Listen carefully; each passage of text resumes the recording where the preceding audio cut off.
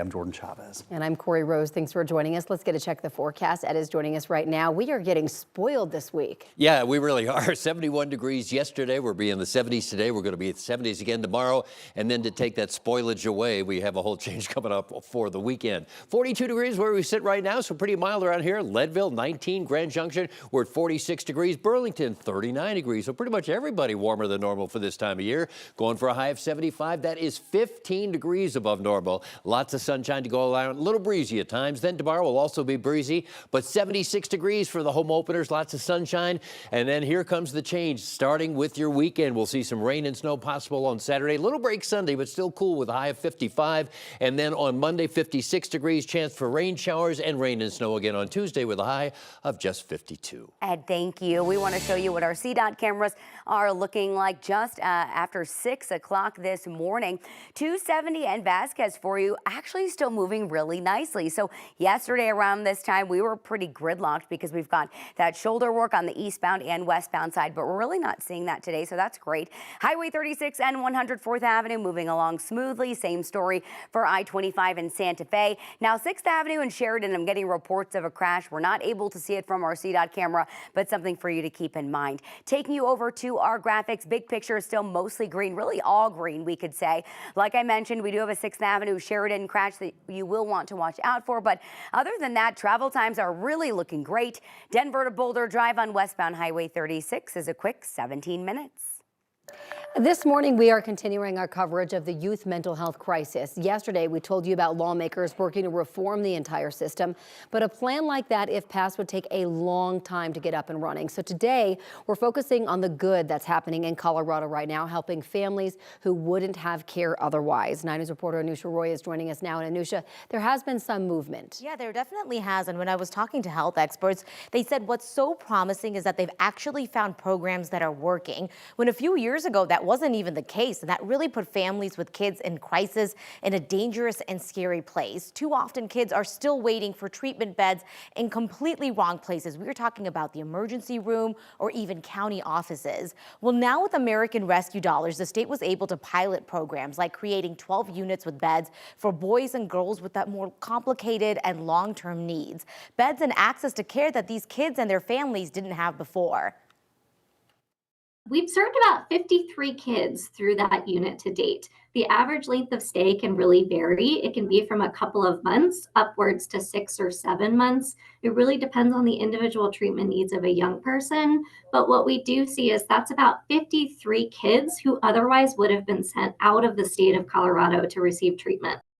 And that is one of the most heartbreaking things that is happening right now, is that kids are being sent out of state for care.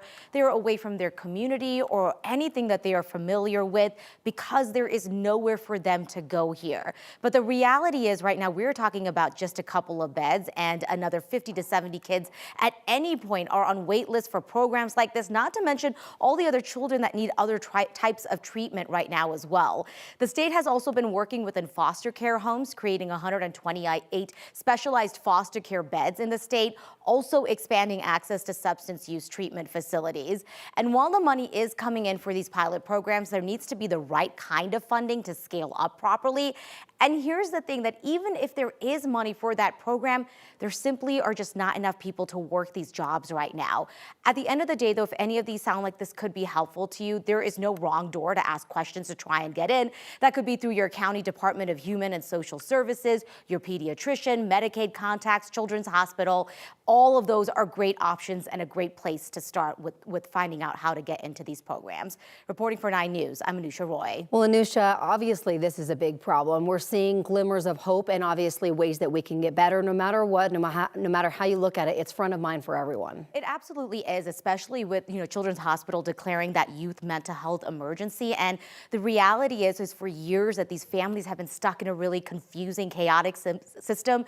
And Corey, they frankly don't even know how to get started. They don't know where to go. And especially when it becomes acute or long-term, you need something more significant. That's when it starts to become even scarier. Yeah, it's kind of confusing to navigate all of it, but really appreciate your reporting on it, Anusha. Thanks. Right now, the state is proposing 2 mental health transitional housing facilities in Northglenn, and people living there aren't too happy about it. People showed up to a city council meeting last night in Northglenn to voice their concerns. The State Department of Health says that the housing is designed to help people with a mental illness transition from a hospital setting to a lower level of care. The Office of Civil and Forensic Mental Health says sex offenders make up less than 2% of referrals, but city leaders in Northglenn are concerned about the approval process. It's very clear to us that the state has not been fully transparent with the city. We believe that the state had no intention of notifying myself, the chief of police, the mayor about this facility. They notified Northglenn Police in January and met with local leaders about the project in February and March. Those city leaders say it wasn't enough. Over the past couple of days, there have been 2 shootings in just 4 days, and they both happened right next to a high school in Denver. Denver police confirmed those shootings are connected. The first happened Saturday night when someone shot and killed a man on Gilpin Street in the Whittier neighborhood. The most recent shooting happened last night around 9:20 at 29th and Gilpin Street in the Whittier neighborhood. 3 people were hurt in that shooting. Both shootings happened within walking distance of Manual Middle School and High School. If something would have happened in this park during the school time, definitely would have had a different response within the building. No arrests have been made. Police are still looking for both suspects. Mitch McConnell says he will be stepping down as GOP leader in November. The 82-year-old is the longest-serving Senate leader in history. He made that announcement yesterday. I may not be the leader of the Republicans in the Senate next year. I've certainly had my time in that job more than anybody else in American history. But I have a great passion for trying to help do everything I can to push back against the notion that somehow this is not in America's interest to be the leader of the democratic world. McConnell says he still plans to serve out the rest of the Senate term. This morning, search and rescue crews in Taiwan are using specialized detection devices and dogs to locate those who may be stuck inside collapsed buildings following an earthquake there. It was the strongest to hit the country in nearly 25 years. Taiwan's fire department says at least 9 people have died and 882 people have been hurt. The judge presiding over former President Donald Trump's hush money case says Trump cannot use presidential immunity as part of his defense in the trial. That ruling was made yesterday. Trump has denied any wrongdoing in both cases. Jury selection in the hush money trial is set to start April 15th. New video this morning captures the moment the Statue of Liberty was hit by a huge bolt of lightning yesterday. Check out these pictures. The photos were taken from Liberty State Park in New Jersey.